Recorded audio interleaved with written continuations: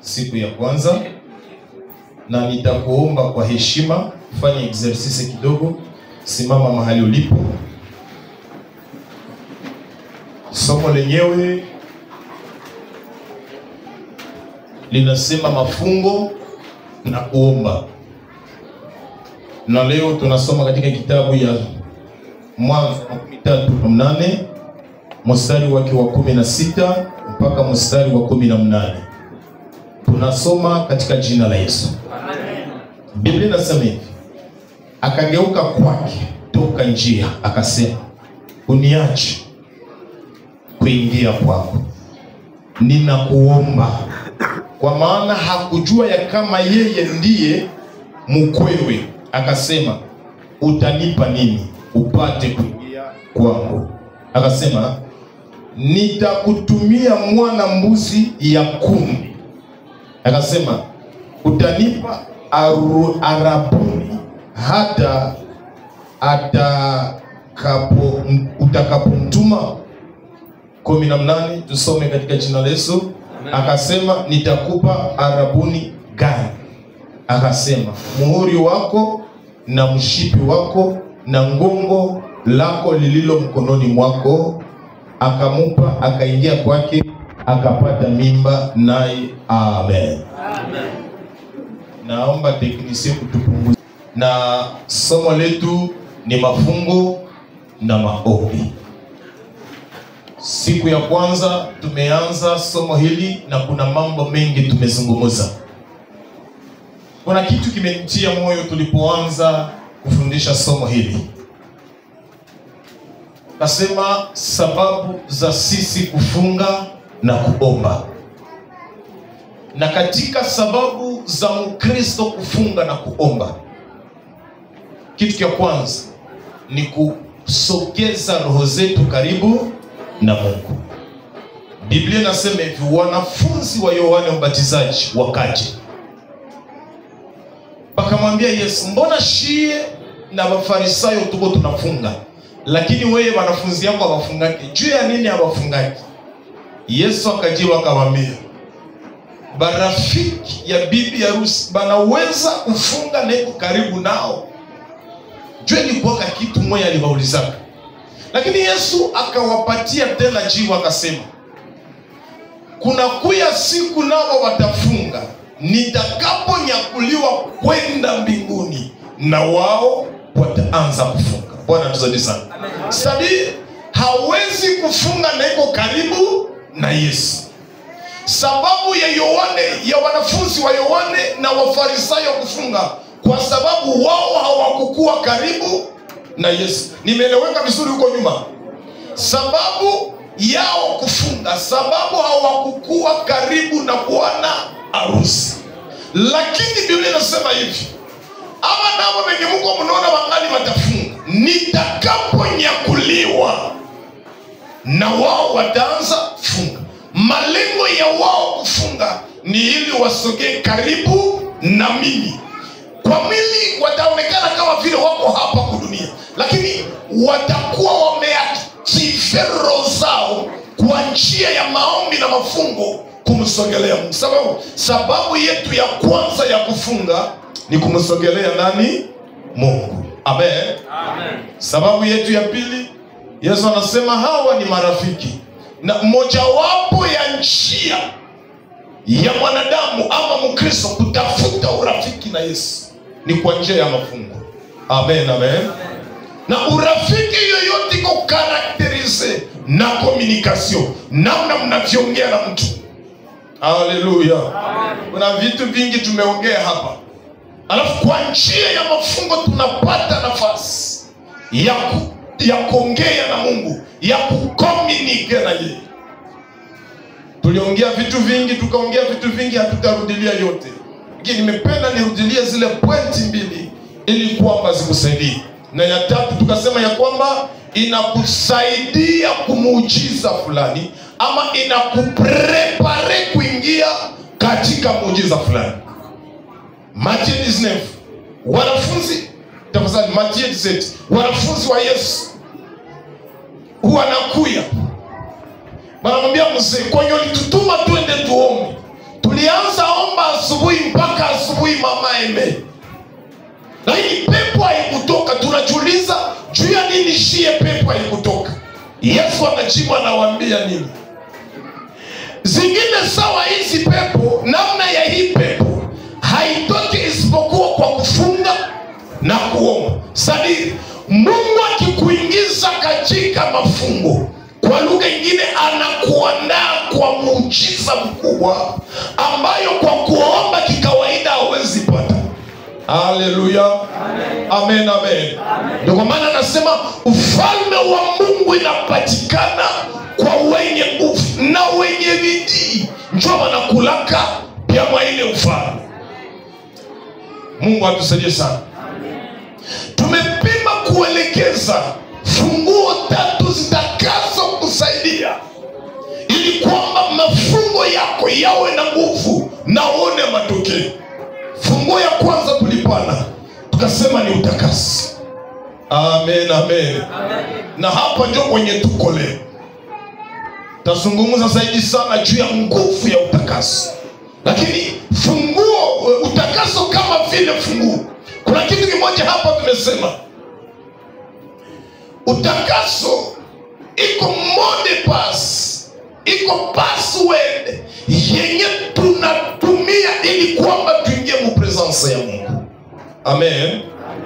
Ni kama vile mavazi mulimwengu wa roho ambayo tukivaa inatusaidia sisi tuingie mu presence ya Mungu. Sasa hizi Biblia inasema mfalme mmoja aliandaa karamu, kisha kuandaa karamu akaita waliko wengi, lakini ndani ya karamu mule musal de fete mkaonekana mtu mmoja hana vazi ya karamu.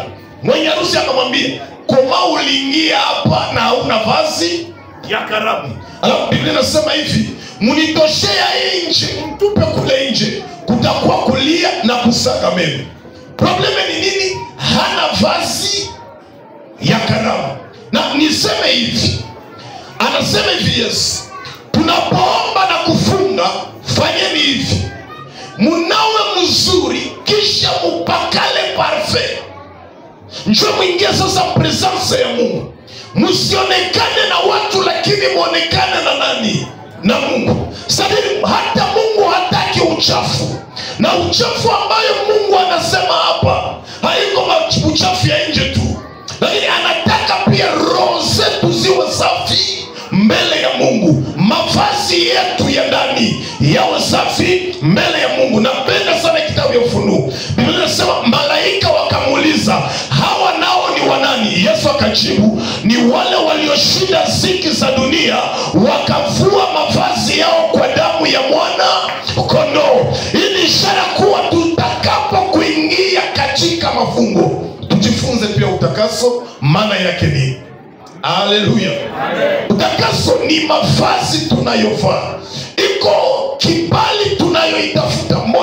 Moja wapo ya vibali, siwe niseme kibali kwa namna gani, lakini kwa wale ambao waliishi kwa epoke ya Afdel, kulikuwa terme moja wanaita kibali. Unataka pita kumbariere, wanakuambia leta kibali. Unataka pita frontiere, wanakuambia leta kibali. Amfredi, kibali ni cards yenye ukionesha kubariere, njoo unapita unaenda. Alafu utakaso na hayo pia ni cards yenye tunaoneshaka. Haleluya. Na tunacha tuioneshe. Tunapojitakasa automatikema tunakuwa na access kumeza ya mfalme. Hicho lituma Farao anasema, afamu niletee ule Yusufu, mumunawishe kwanza mzuri, mumuvalishe mavazi ya mzuri, alafu mwingie naye kumeza yangu. Ndani ya mtu mmoja hapa, mtu anapofanya dhambi mulimwengu wa roho unakosa mwenda wazimu. Unakuwa unavala mavazi ya ovyo ovyo kwa kiwango ambacho hata mtu kawaida hawezi kukubali. Amen, amen. Haleluya. Mungu ni mtakatifu na wanaomtafuta lazima wajitakase kila leo. Fungulo ya pili ambayo tumesema hapa, fungulo ya pili tukasema ni imani. Hakuna jinsi tuombe bila imani ndani yetu. Tutakuwa tunafanya mangaiko makubwa. Yesu anawaambia hivi, zile pepo hazikutoka, nyie mitume mlienda omba, pepo hazikutoka. Hazikutoka kwa sababu hamuna imani. Lakini mungelikuwa na imani kama vile mbegu tu ya radani, mungeliamuru mlima na mlima ingeliwatii. Bwana tujiza. Mlima kwa lugha nyingine ni shida ulio nayo, tatizo ulio nayo. Yawezekana ni upangai, yawezekana ni magonjwa ndio mlima ambayo uko nayo, yawezekana ni kudharaulika ndio mlima uko nayo. Lakini Yesu anasema tukiwa na imani kama vile mbegu ya radani tu. Radani ni mbegu moja kidogo sana, lakini Yesu anaitumia kama vile mfano ya viwango ya imani ambayo anataka tukue nayo, ili kuomba, tukiomba maombi yetu yapate nafasi mbele zake. Haleluya. Maombi yetu ipate kuhamisha milima. Naenda hapo upate kuelewa vizuri. Imani yetu inapanuka kwa njia ya kusikia neno la Kristo. Kitabu ya Warumi nasema, basi imani huja kwa kusikia neno la Kristo. Imani huja kwa kusikia neno la Kristo. Nataka hapa nipate tafsiri kidogo. Ili neno la Kristo linapoingia ndani yetu, ndio linatupatia kile tutafanya. Haleluya. Amen. Kama imani ni uwezo ya kuhamisha milima, alafu tuamini ya kuwa neno la Kristo ndilo linalotupanua kiimani ili kwamba tuhamishe milima. Sio kama nimeeleweka vizuri? Napata kujielewesha kwa niseme hivi. Imani ndani yetu ni ile sauti ya Bwana inayoongea ndani yetu. Alafu tunapoenda omba kwa imani, tushirasire sauti ya Bwana imesema ndani yetu. Haleluya. Amen, amen. Watu wengine tunaomba miaka tujibiwe kwa sababu hatukuomba selo sauti ya Bwana. Miujiza mingi Yesu alifanya. Tafadhali. Miujiza mingi Musa alifanya, ilikuwa ni kusikia sauti ya Mungu. Mungu anamwambia utafanya hivi na hivi, alafu anaomba muujiza inatokea. Nikutaka kusema nini? Kila kitu kinawezekana mtu akiwa na imani. Nikutaka kusema nini? Kuna namna jinsi Mungu anaweza kusema ombea mauti na inafufuka. Lakini usijiambie mimi nenda ombea mauti na inafufuka. Mungu akikutuma uende uombee mtu, anakupatiaka orientation. Na mwa ile orientation ndio mnaikala hapo muujiza. Sikia watu hapa wanaelewa vizuri kweli. Mimi natumia terms zenye ziko rahisi sana. Imani. Biblia inasema imani huja kwa kusikia neno la Kristo. Na Yesu anasema mkikuwa na imani kama vile mbegu ya radani, mtaambia mlima iondoke na itawatii. Mtaambia magonjwa iondoke na itawatii. Sasa ile imani ndio inatufanya ile milima ihame. Ndio inafanya magonjwa ihame. Kwa lugha nyingine ni kusema nini? Hatuwezi enda omba bila kujua Mungu anasema nini. Tunaposikia nini Mungu alisema, hii ndio inatuma ya kwamba muujiza itembee kwa maisha ya mtu. Sadi nikitaka enda ombea magonjwa, inanibidi kwanza nende niulize Mungu, niomba ajui magonjwa ipone. Nikitaka ombea mtu ambaye ni kipofu, niulize kwanza Mungu, niombe ajue apone. Kuna wengine wenye Yesu alitema tu kumacho wakaona. Wengine akatema kudogo akafinyanga matope akatia. Wengine aliwagusa tu na wakapona. Nimewapatia hapa mifano nyingi. Kuna watu wengi tuliombea, watu wana magonjwa moja, lakini uponyaji yao ilikuwa kwa njia tofauti. Kwa nini? Sasa huyu Mungu alimwambia wewe utengeneze. Mwingine anamwambia wewe utafunga siku 3. Mwingine anamwambia wewe utapanda kumlima. Hii ni ishara kuwa ni imani ndio ilikuwa iko nafanya kazi. Kwa lugha nyingine ni sauti ya Mungu ndio ilikuwa nafanya orientation. Amen. Haleluya. Amen. Ile shida kwa maigo kitu mbele ya Mungu. Ile sifitu Mungu akupatie tu orientation utafanya nini? Utaona ile shida itakimbia. Amen. Tukasema ya tatu inaitwa sadaka. Sadaka. Sadaka. Kuna vingine vitu tunapoomba mbele ya Mungu tusipotumia sadaka, hakika mambo mengine tutayaona. Ulimwengu wa roho imepangiliwa vizuri kwa namna ambayo kuna taratibu zimewekwa tayari, na zile taratibu ni madhabahu tofauti tofauti. Ulimwengu ya roho ni ulimwengu ya maprincipe. Kuna nafasi ambako Mungu anahitaji tu maombi, kuna nafasi nyingine Mungu anahitaji sadaka ili kwamba akusaidie. Bwana tutende mema. Amen. Kitabu ya Waamuzi 19, Biblia inasema kulikuwa vita kati ya watoto wa kabila 11 ya Israeli na watoto wa Benjamin. Benjamin alifanya makufuru, na alafu ndugu zake zote wakasema tutaenda kupigana na stadi 11 tribi contre tribi moja. Wakaingia kwa vita Gibea. Lakini mbele waingia kwa vita, Biblia inasema ile kabila 11 wakapanda Beteli kwenda omba Mungu, na Mungu akamwambia mimi na waruhusu. Kisha walau wengi walikuwa pale wakasema Mungu nani mwenye atangulie mbele? Mungu akamwambia Yuda ndio atatangulia mbele. Stadi kabila la Yuda ndio watangulie mbele. Wakaingia kwenye vita. Biblia inasema ndani ya vita wengi walienda omba Mungu tena ndio wakakufa. Wakaua 22,000 personnes msiku moja.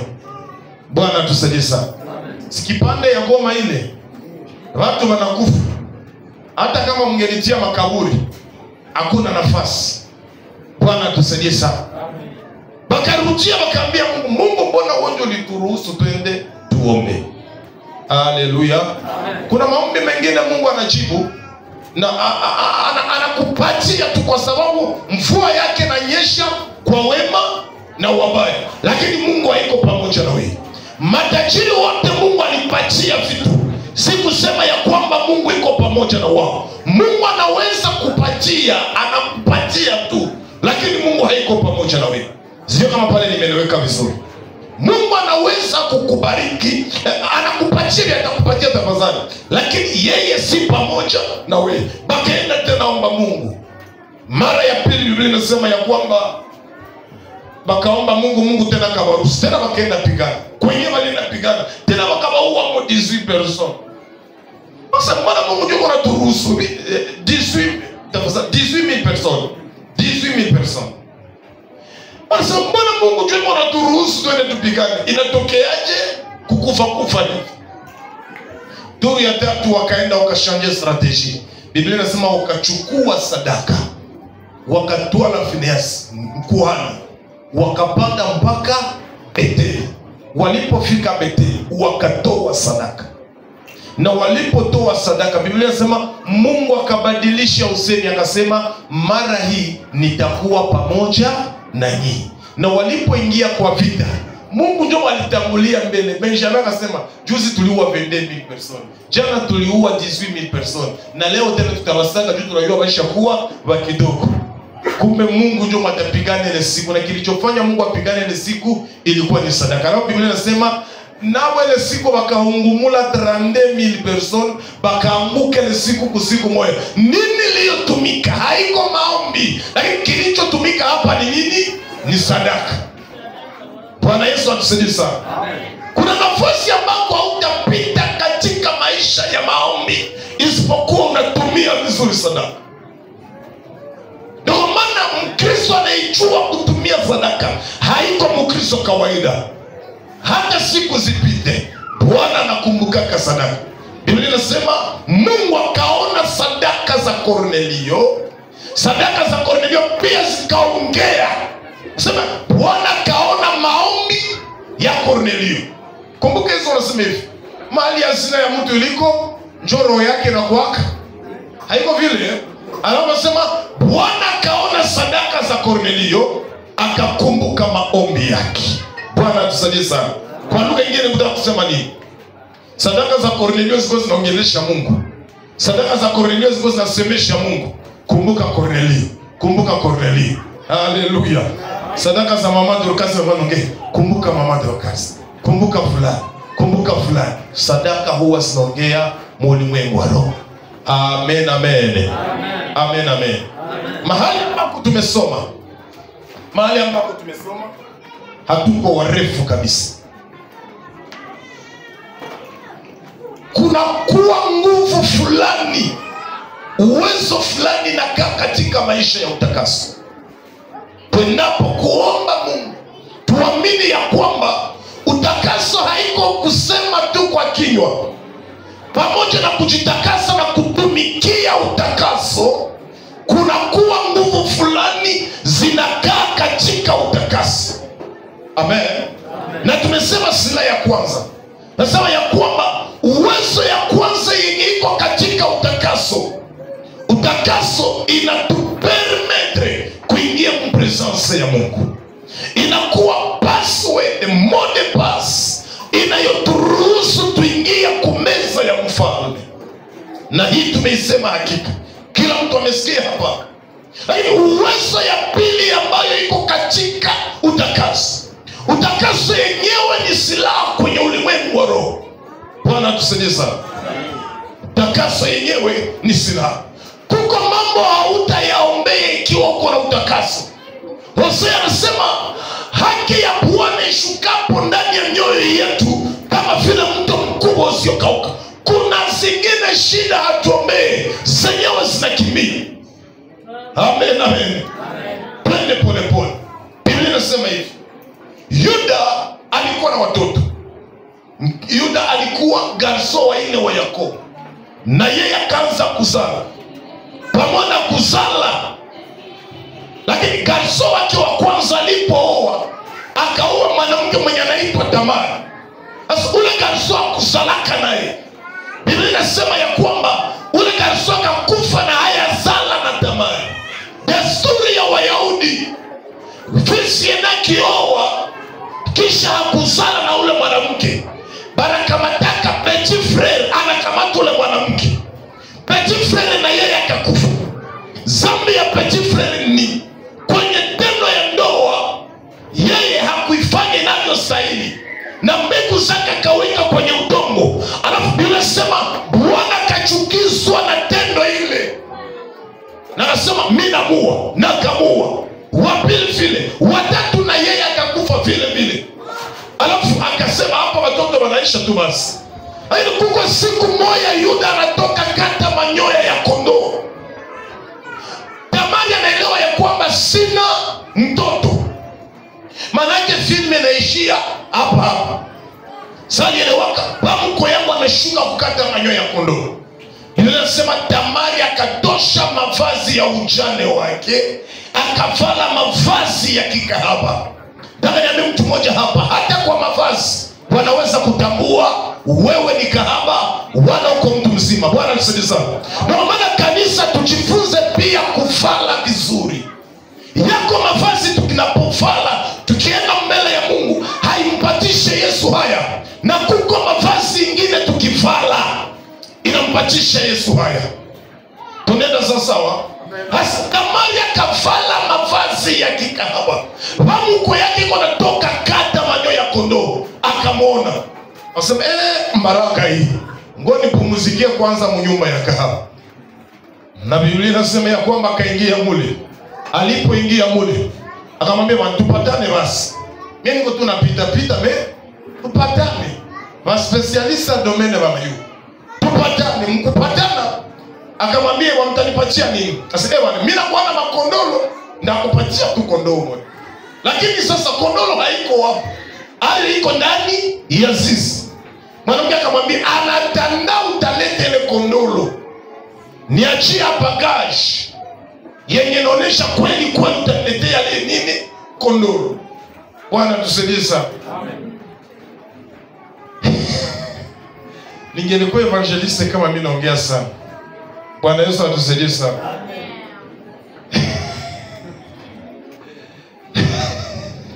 Tamari akasema hapana ya bure. Hakuna vya bukare.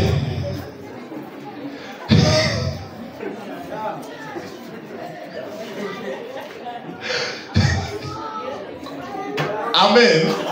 Tulele sawa.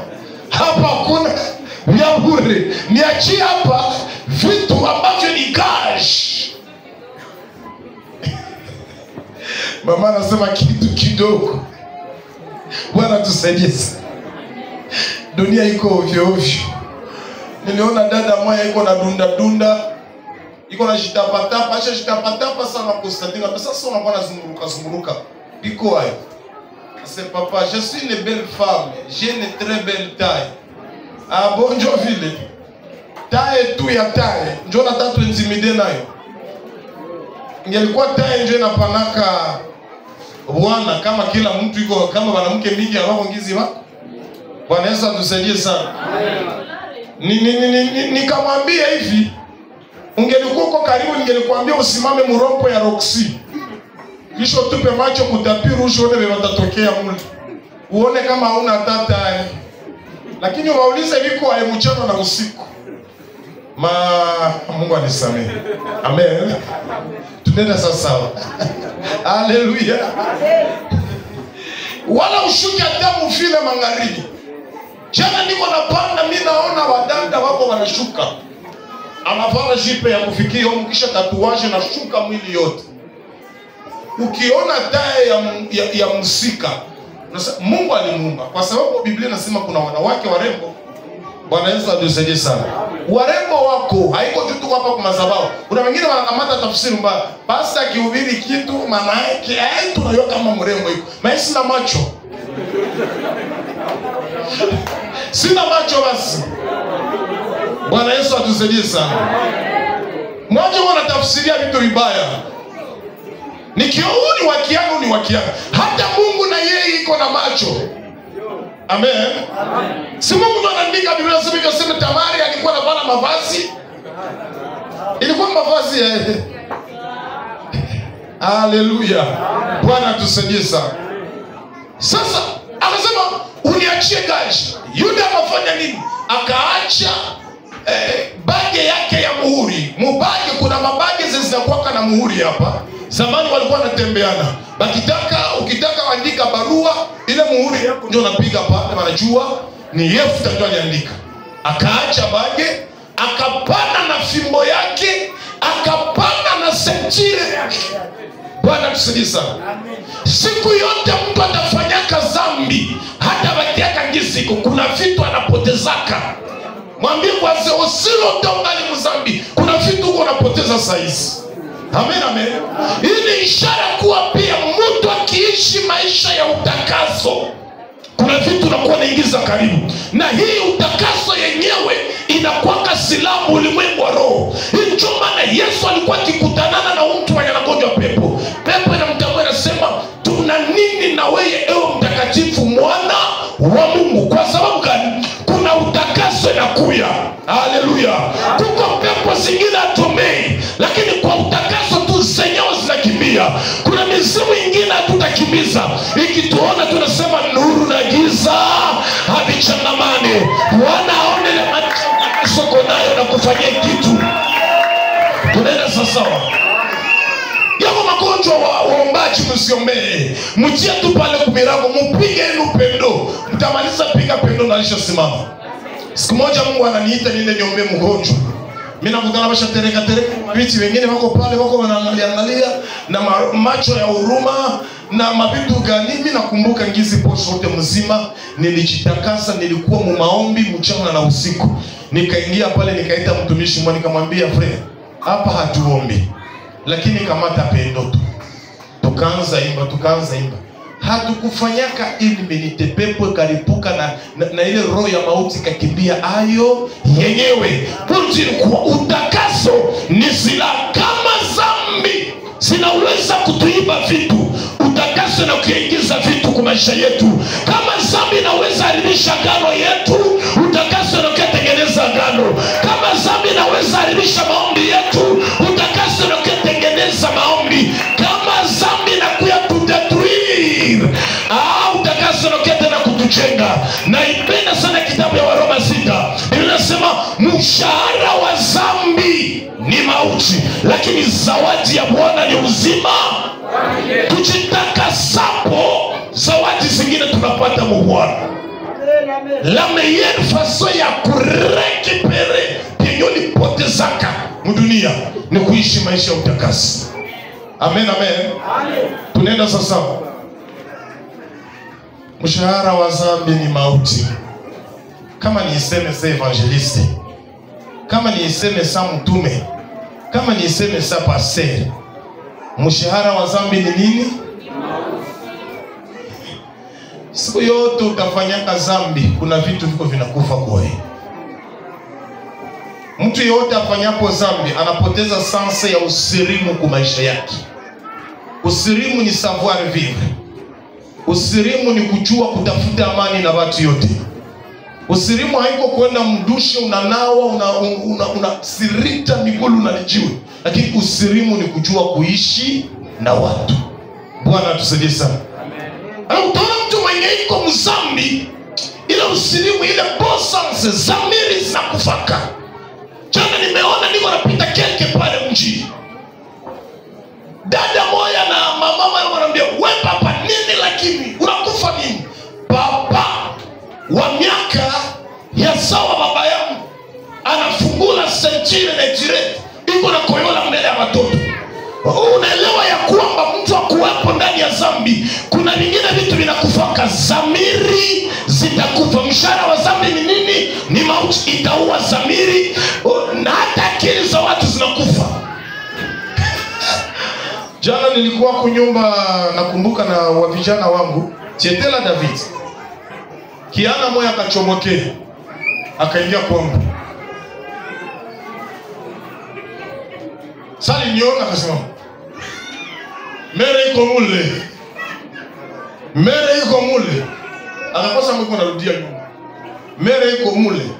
Sabiri yeye kusimama yake ni kurudia nyuma. Bwana tusaidie sana. Mere gani? Si mere. Una comprendre que zambi na uwa mpaka na akili kuwa.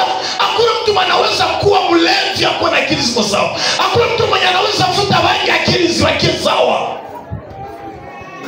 Utakutana kuna marekila fulani. Kuna vitu ungelitakiwa ufanye. Niseme kwanza juu ya ulevi. Ule papa yuko na koyola wapi? Mbele ya watoto. Hailete heshima. Mara mwenye na uwa nini? Heshima. Nani matakuheshimia mwele hali ya vile? Inayo mwenye mnalewa Roho Mtakatifu. Amen. Nyinyi mnalewa Roho Mtakatifu. Lakini mlevi yote, kazi ya kwanza ya mlevi ni kuwa akili. Mlevi yote akili zake zinakuwa sasa ziko na maavance wala marekil senya alisha kunywa pombe. Kama ya kunywa pombe ni mtu mzima, akikunywa pombe akili inaharibika. Kazi ya pili ya pombe ni kuacha majeraha kwa mtu. Utakutana mtu ana vidonda ambavyo havina sababu.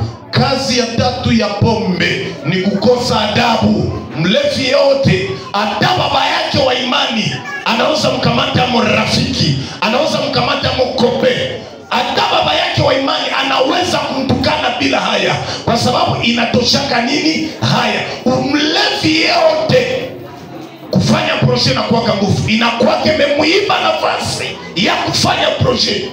Utashuhuliza mtu ni ai bwana anapataka pesa lakini aendeleake. Unakutana chanzo cha kutoendelea ni ulevi. Juzi mtu mmoja alikuwa ananiambia sema, "Huyu papa angelikuwaka na kunywaka pombe kama iko na magari mwa barabara." Bwana tusaidie sana. Amda vitika sahi. Lakini jaribu tu miezi 2, miezi 3 utaona kitakachotokea. Na niambia mtu mmoja hapa, tabia nzuri mtu anaitengenezaka na tabia mbaya mtu anaitengeneza. Mlevi yote kukuwa na amani na mke haikwake rahisi. Kukuwa na amani na mume haikwake rahisi. Mlevi yote kuongea ovyo ovyo haimwambiake kitu. Bwana tusaidie sana. Mtu mmoja alikuwa ananiambia hivi aseme, siku nilikuwa kama mzangu, ndio nilikuwa nasemaka, "Musamla hamuna mkitu." Vous pensez que Kila mtu ndio anaweza kufanya sambla, hapana. Wa sambla zifanye tu, lakini malipo yuko kule mbele. Bwana tusaidie sana. Amen, amen. Hivi itie mkichwa yako, zambi zote zifanyazo hapo, unapofanya zambi, kuna vitu inaibaka kwa maisha yako, kuna vitu unapotezaka, na alafu utafika wakati fulani ya maisha unaanza kuregrete nguvu zenye ulipotezeka wapi? Mzambi. Alo, mbona hekima iko kinaingia? Pepo ya hekima tunakemea katika jina. Muziki na kusikia tu muziki. Amen. Haleluya. Joni ni zambi watu wasemake maameni sana. Mwenyewe anapigiwa achekaki. Na nyinyi mko na mwamezali. Mungu atusaidie sana. Amen. Alafu niseme hivi kwa kumaliza, kuacha zambi. Kuacha zambi haiko kumsaidia Mungu, ni kujisaidia wewe peke. Kuingia mkanisa haiko kusaidia Yesu, ni kujisaidia wewe peke. Daudi anasema hivi Mzaburi 50. Ukisoma 13:14, Biblia inasema hivi, aseme wakati wa shida zako mkumbushe Bwana. Mkumbushe Bwana. Haleluya. Mkumbushe Bwana sadaka uliyoifanya. Mimi nataka niambie mtu mmoja hapa, hata kutumikia Mungu ni sadaka. Mnajua vile? Bwana atusaidie. Sasa kama siwaambie, nani mtawaambia basi? Haleluya. Bwana Yesu apewe sifa. Amen, amen. Ninachokiamini nimalize niseme hivi, kuacha dhambi haiko rahisi. Hakika haiko rahisi. Biblia inasema hivi, ni kwa nguvu, ni kwa uwezo ndio tunaacha dhambi. Unafikiria mtu mwenye iko na vuta sigareti kumwambia acha sigareti na kwa mzaa, anataka kaacha kiunelewa ya kuwa iko na force. Sasa uko ndani ya gereza fulani na unataka utoke, na kuna realite zingine hauwezi elewa. Osilo ndongaliki mzambi. Kusema hivi, osilo ndongaliki mwa ile gereza, kuna vitu utaviona, kuna baraka utazishi. Na niseme ni kwa nguvu ndio tunaviacha. Hakika mimi nakwambia kuacha uzinifu haiko mzambi. Na kuna wengine wanaifanya na hawataki, anashtuka tu ashalifanya kwa sababu ni kwa nguvu. Na Biblia inasema na watakao shinda ndio watapewa taji. Haleluya. Bwana tusaidie sana.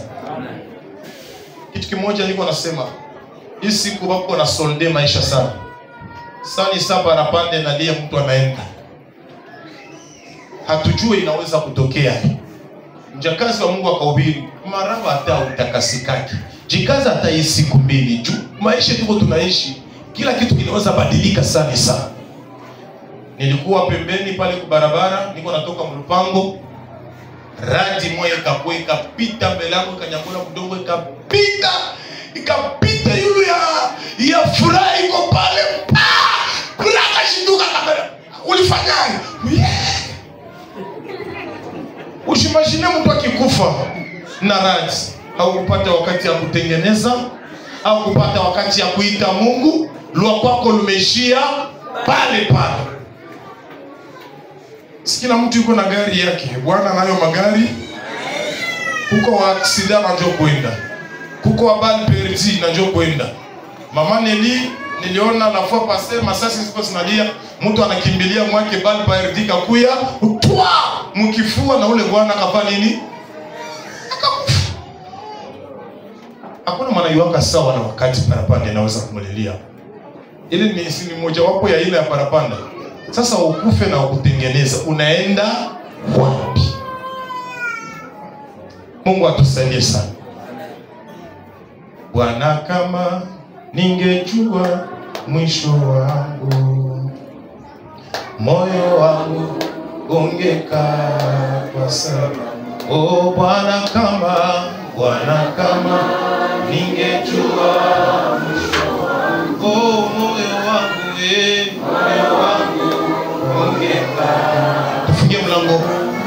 nitakuwa wapi? Nitakuwa wapi kama siende? Oh, nitakuwa wapi? Litakuwa wapi kama siende? Imba tena, Bwana kama mwisho moyo wangu ungekaa sasa. Imba tena, Bwana kama ningejua mwisho moyo wangu ungekaa sana. Nitakuwa wapi? Nitakuwa wapi kama siende? Unajua kuna mahali ambako ulimkosea Mungu. Kuna mtu ambaye umeweka ndani ya moyo. Nitaomba ufanye konte kwa dakika moja tu. Mwambie Mungu tena unisamehe. Karibu kwa maombi, kila mtu kuomba toba mbele za Mungu. Ambia Bwana akusamehe mahali pote ambako umemkosea. Kwa njia hii wala kwa njia nyingine. Yawezekana kwa uzinifu, yawezekana kwa ulevi, yawezekana kwa kiburi, yawezekana kwa unafiki, yawezekana kutukanana, yawezekana kuna mtu umeweka ndani ya moyo siku na unasema huyu mtu siwezi msamehe.